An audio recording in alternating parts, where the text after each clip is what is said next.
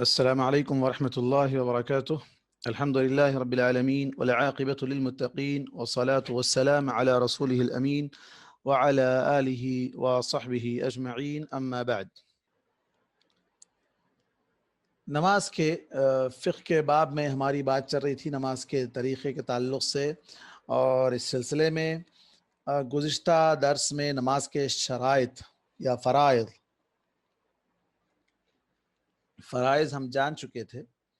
نماز کی کتنے فرض چیزیں ہیں، تقریباً 11 فرائض تھے جو ہم جان چکے ہیں۔ اب میں پھر اس پر مختصر سرسری ایک پوائنٹ ٹو پوائنٹ صرف گنا دیتا ہوں تاکہ بات ذہن میں رہے، پھر آگے کی باتیں ہم کو سمجھنے میں آسانی ہو۔ پہلی چیز نیت ہے، دوسرا فرض تکبیر تحریمہ ہے، تیسرا فرض نماز کے لیے اگر کھڑے ہو کر پڑھنے کی استطاعت ہو تو کھڑے ہو کر پڑھنا ہے، تیسرا ہر رکعت میں سورہ فاتحہ پڑھنا فرض ہے، اور چوتھا رکوع کرنا فرض ہے، رکوع کے بعد اٹھ کر سیدھا کھڑا ہونا قوما جسے کہا جاتا ہے، اور ساتواں ہے 2 سجدے اور ان کے درمیان بیٹھنا، اور آٹھواں ہے دوسری اور آخری رکعت میں بیٹھنا اور تشہد میں التحیات پڑھنا، اور نواں ہے سلام پھیرنا، اور 10واں ہے ترتیب کا خیال رکھنا، اور 11واں نمبر ہے اعتدال اور اطمینان کے ساتھ پوری نماز کو ادا کرنا۔ یہ نماز کے فرائض تھے۔ نماز کی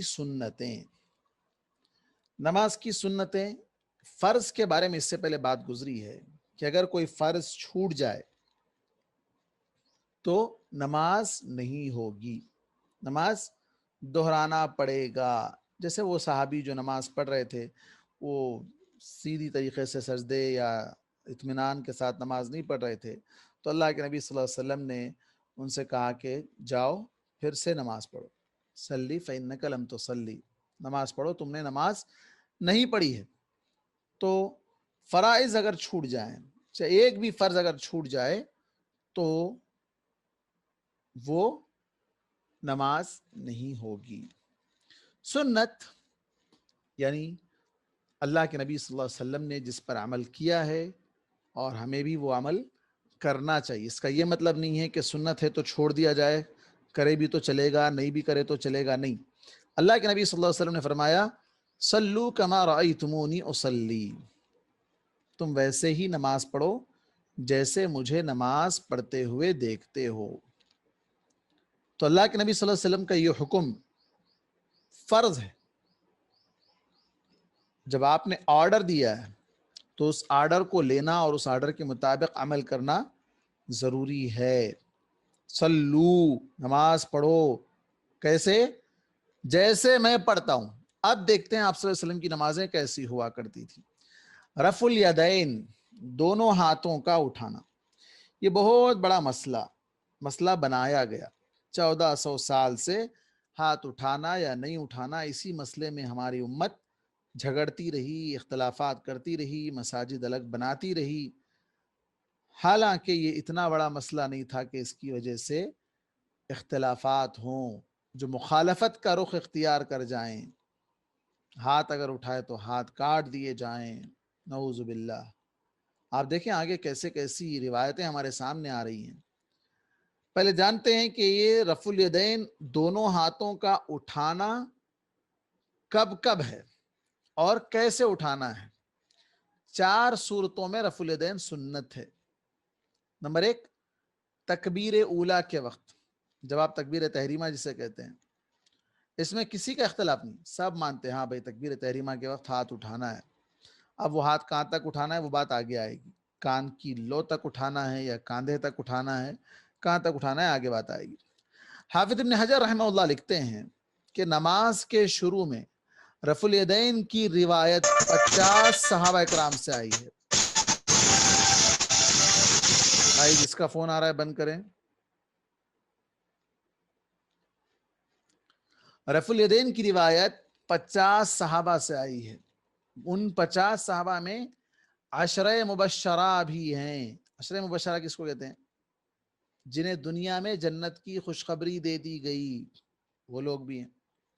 امام حاکم رحمہ اللہ لکھتے ہیں کہ اس سنت کے سوا ہمیں کسی ایسی سنت کا علم نہیں ہے جس کی روایت پر خلفائے اربع، چاروں خلفاء، 10 مبشرہ اور تمام کثیر تعداد میں دوسرے صحابہ جو مختلف ممالک میں پھیل جانے کے باوجود متفق ہوں، سب الگ الگ مقامات پر چلے گئے تھے مدینہ چھوڑ کر دین اسلام کو پھیلانے کے لیے. یہ پہلا تکبیر تحریمہ کے وقت ہاتھ اٹھانا.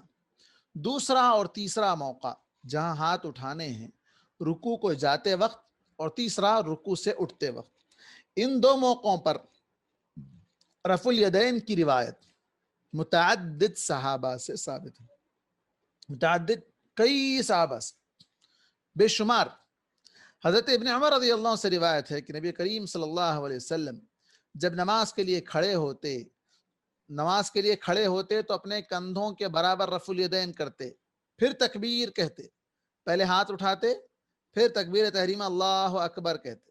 جب آپ رکوع کرنا چاہتے اسی طرح رفع الیدین کرتے، اور جب آپ رکوع سے سر اٹھاتے تو اسی طرح رفع الیدین کرتے اور سمع اللہ لمن حمیدہ ربنا لک الحمد کہتے. صحیح بخاری، صحیح مسلم، امام بیہقی. دیکھیے صحیح بخاری، صحیح مسلم، صحیح بیہقی. بخاری میں یہ الفاظ بھی زیادہ ہیں. اور جب آپ سجدے میں جاتے اور سجدے سے اٹھتے تو ایسا نہ کرتے، یعنی رفع الیدین سجدے میں جاتے وقت اور سجدے سے اٹھتے وقت نہیں کرتے. بیہقی میں یہ الفاظ بھی زیادہ ہیں.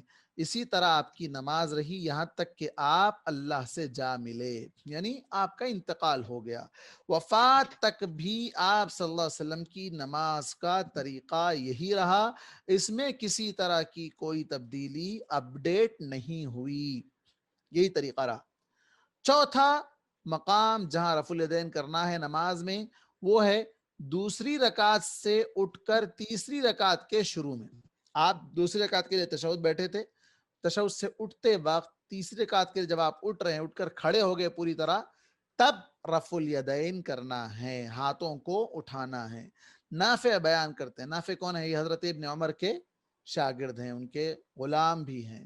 حضرت ابن عمر جب دوسری رکعت سے اٹھتے تو تیسری رکعت میں شروع میں رفع الیدین کرتے، اور انہوں نے ہمیں بتایا کہ نبی کریم صلی اللہ علیہ وسلم بھی ایسا ہی کرتے تھے، خود کرتے اور آگے کیا کہتے کہ اللہ کے نبی صلی اللہ علیہ وسلم بھی ایسا ہی کرتے تھے. صحیح بخاری، ابو داؤد اور نسائی. دیکھیے آپ، اب یہ تو ہو گئے 4 مقامات جہاں پر آپ کو رفع الیدین کرنا ہے. اللہ کے نبی کرتے تھے، صحیح بخاری کی روایت ہے، ساری کی ساری صحیح روایت ہے جس پر امت کا اجماع ہے صحیح بخاری پر. پھر بھی ہمارے پاس نہیں، ہمارے امام صاحب کا مسئلہ ہے، ہماری فقہ میں نہیں ہے رفع الیدین کرنا، اس لیے ہم نہیں کرتے. نعوذ باللہ. رفع الیدین کا طریقہ کیا ہے، کس طرح سے کرنا چاہیے؟ اس کے 2 طریقے ثابت ہیں. نمبر 1، ہاتھوں کو کندھوں کے برابر اٹھانا، جیسا کہ ابھی اوپر حدیث گزری حضرت ابن عمر کی کہ کندھوں کے برابر اٹھاتے تھے، کندھے تک، کان تک نہیں پہنچ رہے، ہاتھ اٹھا رہے ہیں کاندھے تک. اب بعض لوگ تو بہت ہی زیادہ شارٹ میں چلے جاتے، جلدی جلدی ٹھونگے مارنا ہوتا، کاندھے تک بھی نہیں پہنچتا ہاتھ، سیدھا ہاتھ جہاں رفع سینے پہ ہاتھ باندھے ہوئے بس ایسے ہی کر دیا، سیدھا رکوع میں چلے گئے، اٹھے بس تھوڑا پیٹ تک ہاتھ اٹھا لیے بس ہو گیا. نہیں، کاندھے تک اٹھانا ہے کم از کم. اور دوسرا طریقہ، ہاتھوں کو کانوں کے برابر اٹھانا، کانوں کے برابر، کان تک اٹھانا، کان کو ٹچ کرنا نہیں ہے. جیسے بعض لوگ کیا کرتے، کان پکڑتے، اللہ اکبر، کان پکڑتے ہیں، تو یہ طریقہ نہیں ہے. کان کے برابر تک ہاتھ اٹھانا ہے، جیسا کہ حضرت مالک رضی اللہ عنہ، مالک بن حویرث روایت کرتے ہیں نبی کریم صلی اللہ علیہ وسلم جب اللہ اکبر کہتے تو کانوں تک ہاتھ اٹھاتے. صحیح مسلم کی روایت ہے. صحیح مسلم کا مقام کیا ہے؟ صحیح بخاری کے بعد دوسرا مرتبہ ہے. قرآن مجید کے بعد پہلا مقام صحیح بخاری کا ہے، قرآن مجید کے بعد صحیح بخاری کے بعد پھر تیسرا مقام صحیح مسلم کا ہے. رفع الیدین کے وقت ہاتھ کیسے رکھنا چاہیے؟ ہاتھوں کو پھیلانا چاہیے، ہتھیلی پوری پھیلی ہوئی ہونا چاہیے، ایسا سکیڑ کر قریب رکھ کے یا الٹے ہاتھ سے نہیں. حضرت ابو ہریرہ رضی اللہ عنہ سے روایت ہے نبی کریم صلی اللہ علیہ وسلم جب نماز کے لیے کھڑے ہوتے تو اپنے ہاتھوں کو پھیلا کر اٹھاتے، ہاتھ کھلا ہوا پھیلا ہوا ہو پنجے کی طرح. صحیح احمد، ابو داؤد، ترمذی اور نسائی کی یہ روایت ہے. تکبیر اولیٰ میں ہاتھوں کو اللہ اکبر کہنے سے پہلے بھی اٹھایا جا سکتا، جیسے ابھی حدیث گزری اوپر کہ پہلے ہاتھ اٹھاتے بعد میں اللہ اکبر کہتے. اللہ اکبر کہنے کے ساتھ بھی ساتھ ساتھ دو کام ایک ساتھ بھی کر سکتے ہیں. ہاتھ اٹھاتے ہوئے اللہ اکبر کہہ رہے ہیں آپ, یہ بھی جائز ہے, اور اللہ اکبر کہنے کے بعد بھی اٹھانے کا ذکر ملتا ہے. حضرت ابن عمر کی اوپر والی حدیث میں آیا ہے. اللہ اکبر کے ساتھ اٹھانے کا ذکر حضرت ابن عمر ہی کی ایک دوسری روایت میں ہے, جس میں وہ بیان کرتے ہیں کہ جب اللہ اکبر کہتے تو اپنے ہاتھ اٹھاتے ساتھ ساتھ. بعد میں اٹھانے کا ذکر حضرت مالک بن حویرث کی حدیث میں کہ نبی کریم صلی اللہ علیہ وسلم نے اللہ اکبر کہا اور اپنے ہاتھ اٹھائے, صحیح مسلم. لیکن حافظ ابن حجر کہتے ہیں کہ میں نے کسی ایسے شخص کو نہیں دیکھا جو اللہ اکبر کہنے سے پہلے ہاتھ اٹھانے کا قائل ہو. لیکن کسی نے کہا نہیں, لیکن اللہ کے رسول صلی اللہ علیہ وسلم کے اوپر ایک حدیث گزری ہے. یہ پہلی سنت تھی رفع الیدین کی. زیادہ اختلافات آپ کو کرنا نہیں ہے, حدیث آ گئی, سمجھ میں آ گئی, اللہ کے نبی کا حکم ہے, اللہ کے نبی کا طریقہ ہے, ہم کو ماننا ہے, عمل کرنا ہے. عمل کر لیے تو ہم کامیاب ہوں گے, نہیں کرے تو اب ہمارا معاملہ اللہ کے حوالے ہے.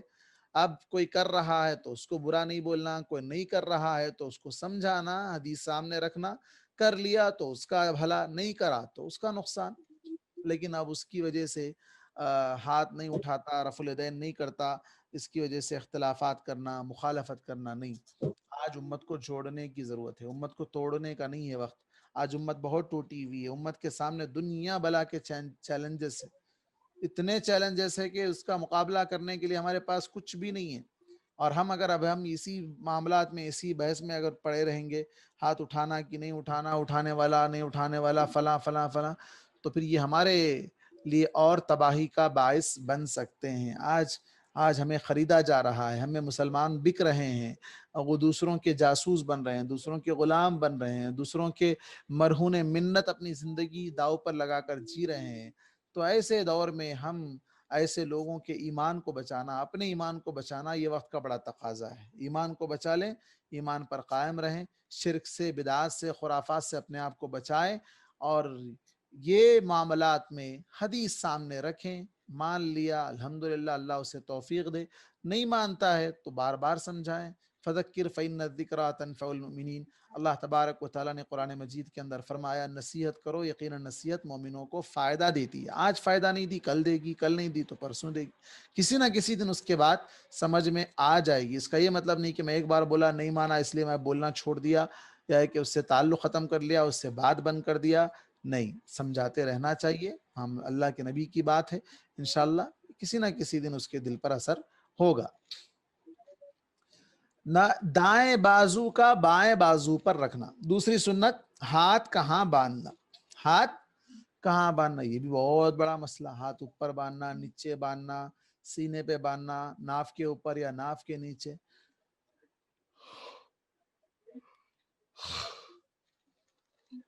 آئیے دیکھتے ہیں کس طرح یہ مسئلے کو ہمارے لوگوں نے پیچیدہ بنا کر رکھا ہے.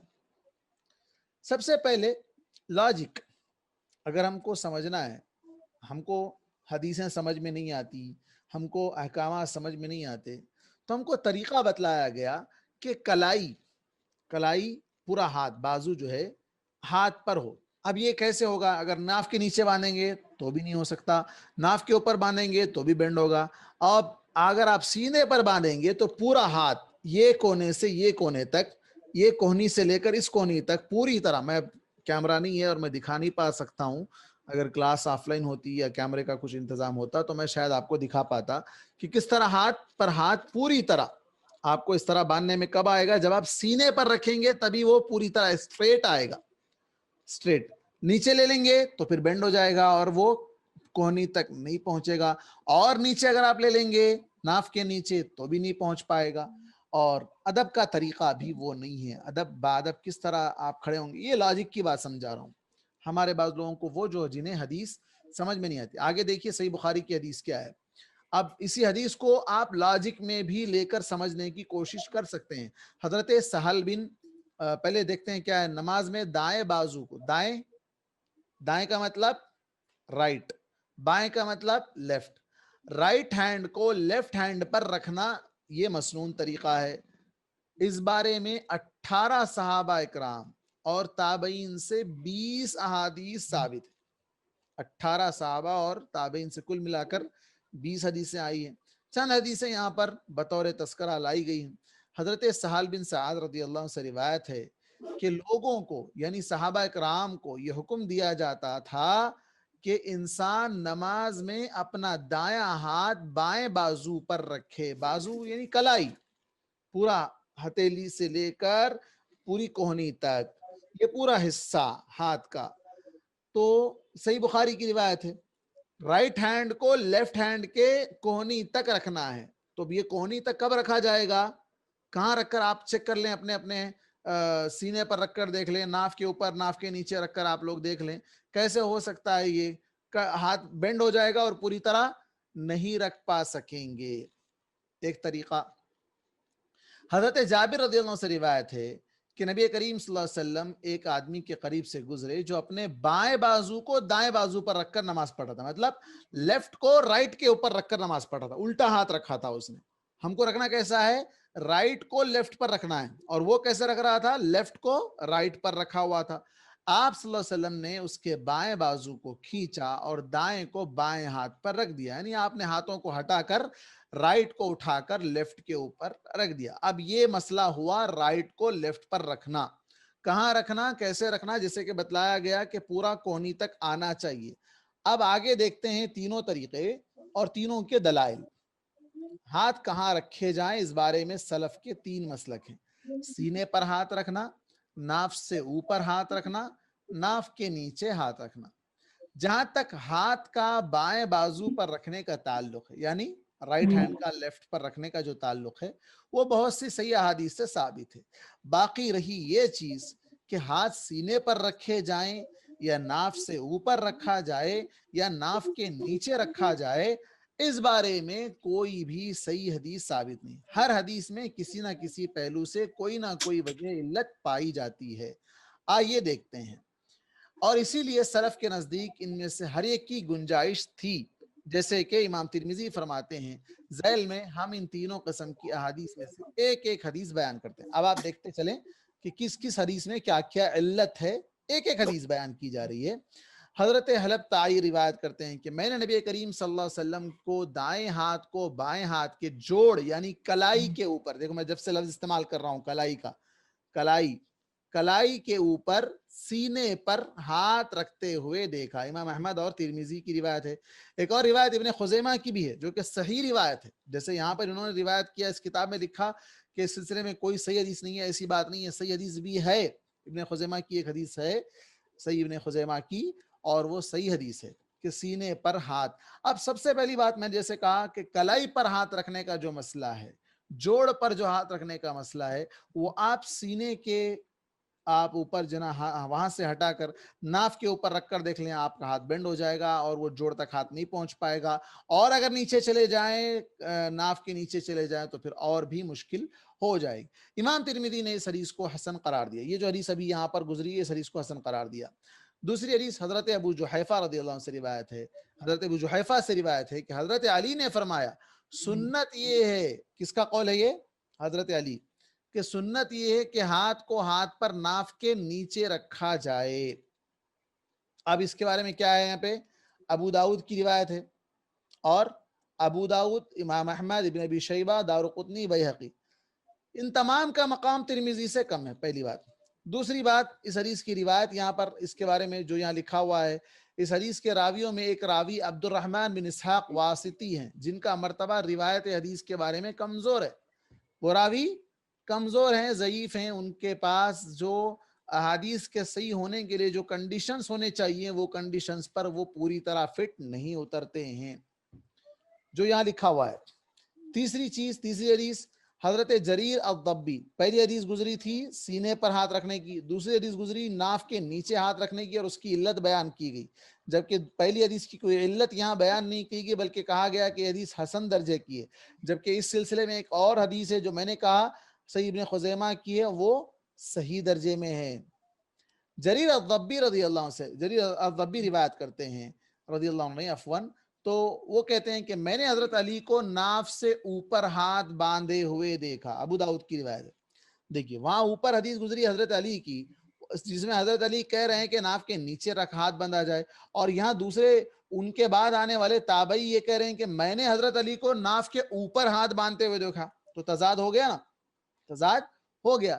اس حدیث کی سند اگرچہ صحیح یا حسن ہے، لیکن یہ صرف حضرت علی کا فعل، ناف کے اوپر ہاتھ باندھنے کا جو طریقہ ہے یہ حضرت علی کا اپنا عمل ہے. کسی اور صحابی سے جب بھی کوئی عمل کسی صحابی سے آئے تو اس کی تائید کرنے کے لیے کوئی اور صحابی بھی چاہیے. تو اس سلسلے میں کسی اور صحابی کا کوئی عمل یا کوئی قول ثابت نہیں ہے، صرف اور صرف حضرت علی رضی اللہ عنہ کا فعل ہے. تو اس کا مطلب یہ نہیں ہو سکتا کہ اللہ کے رسول صلی اللہ علیہ وسلم کا بھی فعل یہی تھا، بلکہ اوپر تو اوپر جو پہلی حدیث گزری سینے کے بارے میں، وہاں اللہ کے نبی کا فعل بتلایا گیا اور اس میں حضرت علی کا فعل بتلایا جا رہا ہے. تو ہم کس بات کو لیں گے؟ اللہ کے رسول کی بات کو لیں گے، حضرت علی رضی اللہ عنہ کی بات کو لیں گے؟ معاملہ ختم ہے. اللہ کے رسول کی بات لے لیں گے، معاملہ ختم. تیسرا مسئلہ ہے دعائے استفتاح یا ثنا، یعنی سورہ فاتحہ سے پہلے کی دعا. اس بارے میں نبی کریم صلی اللہ علیہ وسلم سے 12 دعائیں ثابت ہیں. تیسری سنت جو نماز میں ہاتھ باندھنے کے بعد جو ہمیں پڑھنا ہے، اختصار کے خیال سے صرف 3 دعائیں یہاں پر درج کیے گئے ہیں. حضرت ابو ہریرہ رضی اللہ عنہ سے روایت ہے.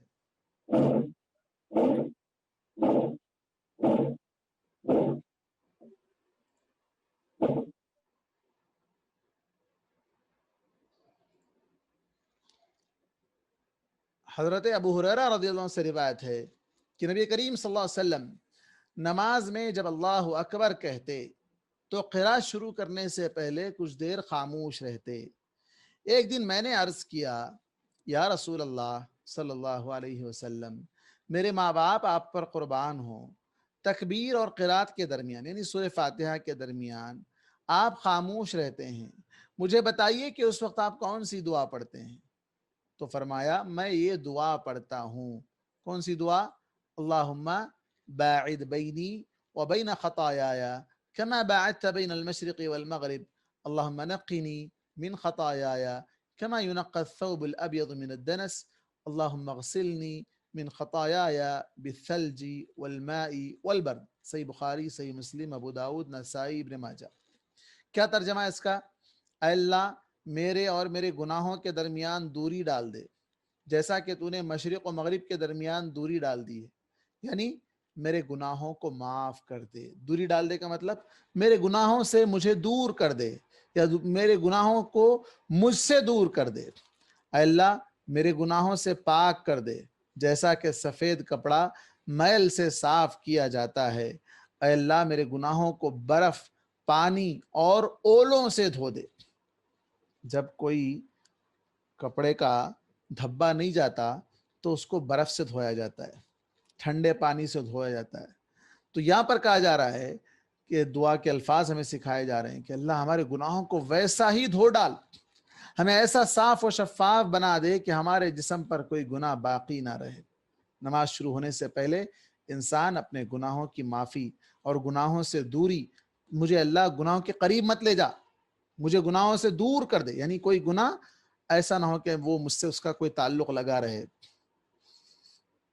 یہ ایک مشہور روایت ہے، صحیح بخاری، صحیح مسلم کی ہے، اور اللہ کے نبی صلی اللہ علیہ وسلم پڑھا کرتے تھے.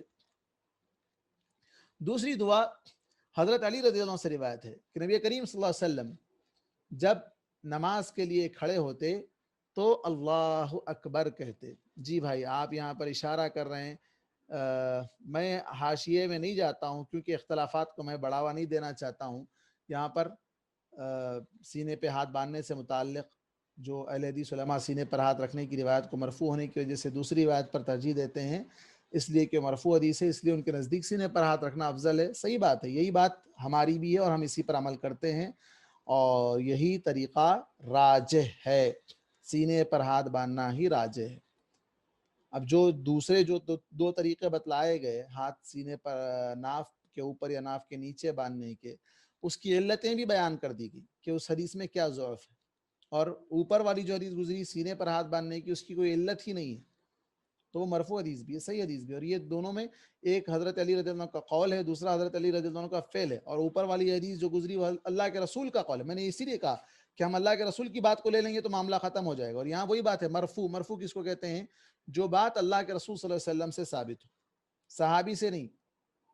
جو بات اللہ کے رسول تک پہنچ جائے وہ مرفوع ہے, وہی بات ہے.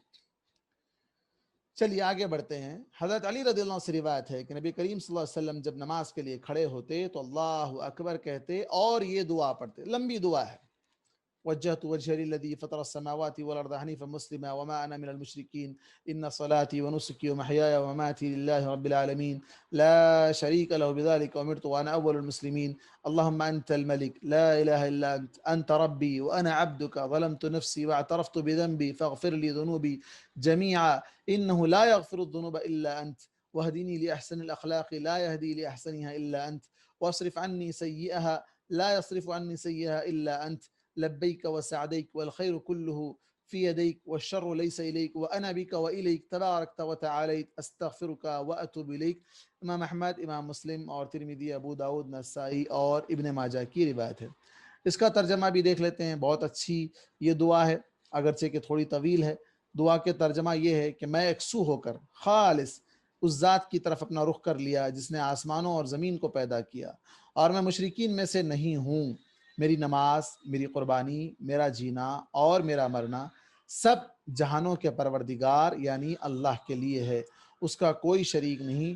مجھے اسی چیز کا حکم ملا ہے اور میں مسلمانوں میں سے پہلا ہوں یعنی پہلا مسلمان ہوں, سب سے پہلے اللہ کی اطاعت کرنے والا ہوں. اے اللہ تو ہی بادشاہ ہے, تیرے سوا کوئی معبود نہیں. تو میرا رب اور میں تیرا بندہ ہوں.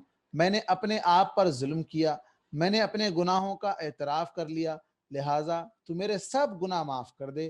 تیرے سوا کوئی دوسری ہستی گناہوں کو معاف نہیں کر سکتی. کوئی بھی گناہ معاف نہیں کر سکتے, نہ کروا سکتے. مجھے بہترین اخلاق کی ہدایت دے, اچھے اخلاق کی ہدایت دے. تیرے سوا بہترین اخلاق کی ہدایت کوئی نہیں دے سکتا. مجھ سے برے اخلاق کو پھیر دے, تیرے سوا کوئی برے اخلاق کو مجھ سے پھیر نہیں سکتا. میں تیری پکار پر لبیک کہتا ہوں. ساری کی ساری بھلائی تیرے ہی لیے, تیرے ہی ہاتھوں میں ہے. برائی کی تیری طرف نسبت نہیں کی جا سکتی. میں تیرے ہی قریب آنا چاہتا ہوں. تو پاک ہے, تو بلند ہے. میں تجھ سے اپنے گناہوں کی معافی چاہتا ہوں اور تیرے حضور توبہ کرتا ہوں, استغفار کرتا ہوں, توبہ کرتا ہوں. یہ دوسری دعا ہے, طویل ہے لیکن بڑی اچھی ہے. اور اس کے مقابلے میں پہلی دعا مختصر بھی ہے, جامع بھی ہے, اور اللہ کے رسول صلی اللہ علیہ وسلم کا بھی وہ عمل رہا ہے. اور صحیح بخاری اور صحیح مسلم کی وہ حدیث ہے. تیسری دعا جسے ہم عام طور پر عام مسلمان پڑھا کرتے ہیں, جسے ہم ثنا کہتے ہیں, وہ دعا حضرت عمر رضی اللہ عنہ کی ہے. جب حضرت عمر اللہ اکبر کہنے کے بعد یہ دعا پڑھا کرتے تھے, سبحانک اللہم وبحمدک وتبارک اسمک وتعالی جدک ولا الہ غیرک. صحیح مسلم, دارقطنی اور ترمذی. اللہ تو پاک ہے, میں تیری رحمت میں تیری حمد و ثنا کرتا ہوں. تیرا نام بابرکت ہے, تیری عظمت و بزرگی بلند ہے, اور تیرے سوا کوئی معبود نہیں. اس میں دیکھیں آپ, یہ حدیث مرفوع نہیں ہے, یہ حضرت عمر رضی اللہ عنہ, جیسے کہ امام ابن قیم لکھتے ہیں, یہ ثابت ہے کہ حضرت عمر نبی کریم صلی اللہ علیہ وسلم کی جگہ پر اپنی نماز میں یہ دعا پڑھا کرتے تھے. اسے بلند آواز سے پڑھتے اور لوگوں کو سکھایا کرتے تھے. اس وجہ سے یہ مرفوع حدیث کے حکم میں آتی ہے. لیکن حکماً مرفوع ہے, لیکن اگر دیکھا جائے تو مرفوع جو حدیث ڈائریکٹ اللہ کے نبی صلی اللہ علیہ وسلم کی ہے, جو اللہ کے رسول صلی اللہ علیہ وسلم کا عمل رہا ہے, وہ اوپر کی دو دعائیں ہیں. اور اس دعا کے اندر گناہوں کی معافی کا تذکرہ بھی نہیں ہے, جبکہ اوپر کی دونوں دعاؤں کے اندر انسان اپنے گناہوں کا اعتراف کر رہا ہے اور اپنے گناہوں سے پاکی صفائی چاہتا ہے, گناہوں سے دوری چاہتا ہے, تاکہ وہ جب انسان گناہ سے دور ہوتا ہے تو اللہ تعالیٰ خود بخود اسے نیکیوں کی طرف قریب کر دیتا ہے, نیکیوں سے اس کا تعلق قریب ہو جاتا ہے. تو تیسرا مسئلہ تھا, تیسری سنت تھی دعائے استفتاح. اللہم باعد بینی پڑھنا چاہیے یا ثنا پڑھنا چاہیے. آپ اس میں سے بہتر دعا تو وہی اللہم باعد بینی والی دعا ہے, اور اگر آپ یہ پڑھنا چاہیں تو بھی پڑھ سکتے ہیں. تعوذ یعنی اعوذ باللہ پڑھنا. اعوذ باللہ کب اور کہاں پڑھنا؟ دعائے استفتاح کے بعد اعوذ باللہ پڑھنا مستحب ہے. دعائے استفتاح پڑھ لیے, اللہم باعد بینی والی پڑھ لیے یا ثنا پڑھ لیے, اس کے بعد اعوذ باللہ پڑھنا مستحب ہے. اللہ تعالیٰ فرماتا ہے فَإِذَا قَرَأْتَ الْقُرْآنَ فَاسْتَعِذْ بِاللَّهِ مِنَ الشَّيْطَانِ الرَّجِيمِ. جب تم قرآن پڑھنے لگو تو شیطان مردود سے اللہ تعالیٰ کی پناہ مانگ لیا کرو. اب قرآن ہم کہاں سے شروع کر رہے ہیں؟ سورہ فاتحہ پڑھنا چاہ رہے ہیں تو وہیں سے ہم کو شروع کر دینا چاہیے. اعوذ باللہ من الشیطان الرجیم. حضرت نافع بن جبیر بن مطعم رضی اللہ عنہ سے روایت ہے کہ دعائے استفتاح کے بعد نبی کریم صلی اللہ علیہ وسلم نے اللہم اعوذ بک من الشیطان الرجیم پڑھا. احمد، ابو داؤد، ابن ماجہ، ابن حبان. اس بارے میں اختلاف ہے کہ نماز میں اعوذ باللہ کا پڑھنا صرف پہلی رکعت میں ہے یا ہر رکعت میں ہے. اوپر کی آیت کی روشنی میں اسے ہر رکعت میں شروع میں پڑھا جا سکتا ہے، لیکن حضرت ابو ہریرہ رضی اللہ عنہ سے روایت ہے کہ نبی کریم صلی اللہ علیہ وسلم جب دوسری رکعت میں اٹھتے تو الحمدللہ رب العالمین سے قرات شروع فرماتے اور خاموش نہ رہتے. ہمیں طریقہ مل گیا. صحیح مسلم کی حدیث ہے. قرآن کی آیت کی تفسیر احادیث سے ہو گئی. قرآن کے بارے میں جیسے کہا گیا جب قرآن پڑھنے لگو تو اعوذ باللہ پڑھو، تو یہ عام حکم ہے نماز میں ہو یا باہر نماز میں. لیکن نماز میں جب پڑھنا شروع کریں تو کب کب پڑھیں؟ صرف پہلی رکعت میں پڑھیں، دوسری رکعت میں پڑھنے کی ضرورت نہیں ہے. اس کی دلیل صحیح مسلم کی یہ روایت ہے. اس کے بعد پانچویں سنت آمین کہنا ہے. یہ بھی بہت بڑا مسئلہ ہمارے پاس. آمین زور سے بولنا، آہستہ بولنا. زور سے بول دیا تو اس کو مسجد سے نکال دینا، مسجد دھو دینا. پتہ نہیں کیسے کیسے اختلافات لوگ کر بیٹھے ہیں جس کی وجہ سے آج بھی انہیں پچھتاوا آج تک نہیں ہے کہ ہم نے اتنی صلاحیتیں جو ان اختلافات میں لگا دیں، جس کی وجہ سے ہم نے اللہ کے رسول کی مخالفت کی. ہم نے اپنے ائمہ کے مسلک کو بلند کرنے کے لیے ہم جو ہے اس طرح اپنی ساری انرجی، ساری صلاحیتیں سب کے سب اس میں داؤ پر لگا دی. یہ ہے آج ہماری امت کا حال. جبکہ آمین ہر نمازی کو کہنا ہے. آمین بآواز بلند کہنے کی کئی حدیثیں ہیں، آگے آ رہی ہے. آواز بلند ہو کر کہنے میں کیا فائدہ ہے وہ بھی آگے آ رہا ہے. خواہ انسان تنہا نماز پڑھ رہا ہو، جماعت سے پڑھ رہا ہو، امام بن کر پڑھا رہا ہو یا مقتدی بن کر پڑھ رہا ہو، ہر صورت میں اسے آمین کہنا ہے. سورہ فاتحہ کے ختم ہونے پر لفظ آمین اسے کہنا ہے. اگر کہے نماز سری ہو تو آمین آہستہ آواز میں کہے گا، جیسے ظہر اثر کی نماز ہے. اور اگر جہری ہو، فجر، مغرب اور عشاء، تو اس میں بآواز بلند کہے گا. نعیم المجبر بیان کرتے ہیں کہ میں نے حضرت ابو ہریرہ کے پیچھے نماز پڑھی تو پہلے انہوں نے بسم اللہ الرحمن الرحیم پڑھی اور پھر سورہ فاتحہ. جب آپ والضالین پر پہنچے تو آپ نے آمین کہی اور لوگوں نے بھی آمین کہی. سنے آیا تبھی تو راوی روایت کر رہے ہیں. امام نے بھی کہا اور لوگوں نے بھی آمین کہا. سلام کے بعد حضرت ابو ہریرہ رضی اللہ عنہ نے فرمایا، اس ذات کی قسم جس کے ہاتھ میں میری جان ہے، میری نماز تم سب کی نسبت نبی کریم صلی اللہ علیہ وسلم کی نماز سے زیادہ مشابہ ہے. یعنی میں اللہ کے رسول صلی اللہ علیہ وسلم جیسے نماز پڑھتے تھے ہو بہو ویسے ہی نماز پڑھا ہوں میں. امام بخاری نے اس کو تعلیقات میں ذکر کیا، نسائی، ابن خزیمہ اور ابن حبان اور ابن شہاب نے اس کو روایت کیا ہے.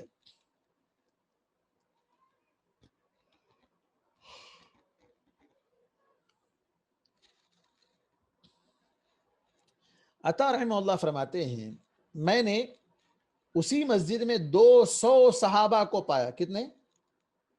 200. جب امام والضالین کہتا تو میں ان کی آمین کی گونج سنتا. یہ تابعی ہے عطا. تو گونج کب آتی؟ آہستہ بولنے سے آتی یا بآواز بلند بولنے سے آتی؟ بآواز بلند. کتنے صحابہ ہیں؟ 200 صحابہ ہیں. وہ صحابہ جن کے بارے میں قرآن نے کہا رضی اللہ عنہم ورضوا عنہ، اللہ ان سے راضی ہو گیا. ان میں خلفائے راشدین بھی ہیں، ان میں عشرہ مبشرہ بھی ہیں، ان میں بہترین صحابہ ہیں. 200 صحابہ. حضرت عائشہ رضی اللہ عنہ سے روایت ہے کہ نبی کریم صلی اللہ علیہ وسلم نے فرمایا، یہودیوں نے جتنا تم سے حسد سلام کہنے اور امام کے پیچھے آمین کہنے پر کیا ہے اتنا کسی دوسری چیز پر نہیں کیا. اللہ اکبر. یہودیوں کو حسد ہے کس بات پر؟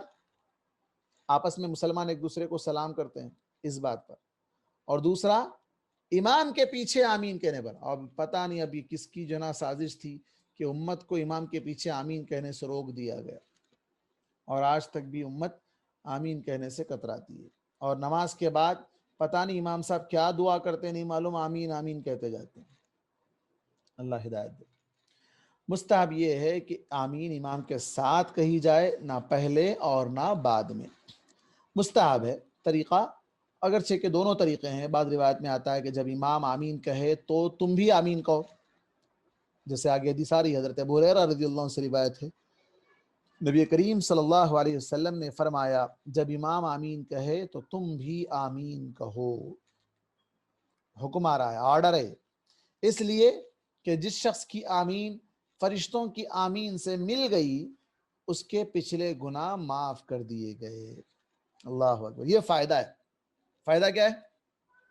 جیسے میں نے کہا آگے فائدہ آ رہا ہے، یہ فائدہ ہے، آمین فرشتوں کی آمین سے مل جائے تو اس کے سارے گناہ معاف کر دیے جائیں گے۔ صحیح بخاری، صحیح مسلم، امام احمد، ابو داؤد، ترمذی، نسائی اور ابن ماجہ، اتنے محدثین نے اس کو روایت کیا ہے، پھر بھی ہمارے امام صاحب کی بات نہیں آتی۔ ہمارے امام کے صاحب کے مسئلے میں یہی ہے، نہیں بولنا آمین، زور سے بولا تو نماز کے بعد سارے لوگ آنکھ گھور کے دیکھتے، انہیں کوئی نئی شریعت لے کے آ گیا کیا، ایسا بنا دیا گیا، ایسا ماحول کریٹ کیا گیا۔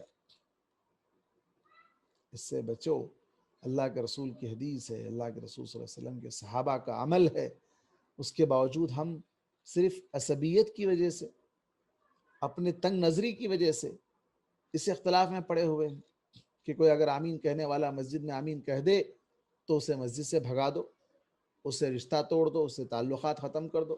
ارے وہ تو سنت پر عمل کر رہا ہے، تم عمل نہیں کر رہے ہو، وہ تو حدیث پر عمل کر رہا ہے، تم عمل نہیں کر رہے ہو۔ اللہ ہدایت۔ اور فائدہ بھی وہ کما رہا ہے، گناہ اس کے معاف ہو رہے ہیں۔ سورہ فاتحہ کے بعد 6ویں سنت ہے، سورہ فاتحہ کے بعد قرآن کا کچھ حصہ پڑھنا، جسے ہم ضم سورہ کہتے ہیں، ایک سورت ملا کر سورہ فاتحہ کے ساتھ ملا کر پڑھنا، ضم سورہ۔ فجر کی نماز اور جمعہ کی دونوں رکعتوں میں، ظہر، عصر، مغرب اور عشاء کی صرف پہلی اور دوسری رکعتوں میں، اور سنتوں اور نوافل کی تمام رکعتوں میں سورہ فاتحہ کے بعد کسی سورت یا قرآن کے کسی حصے کا پڑھنا مسنون ہے۔ قرات ہونا چاہیے، اللہ تبارک و تعالیٰ نے حکم دیا فَإِذَا قَرَأْتَ الْقُرْآنَ، اور قرات نماز کا ایک حصہ ہے، فرض ہے، اگر کوئی قرات چھوڑ دے تو یہ درست نہیں ہے۔ سورہ فاتحہ پڑھنا فرض ہے، اس کے بعد کچھ حصہ جو اسے یاد ہے، جتنا اسے یاد ہے، پوری سورت یاد ہے تو پوری سورت پڑھے، یا سورت کا کچھ حصہ یاد ہے، کچھ آیتیں یاد ہے تو اتنا ہی پڑھ لے۔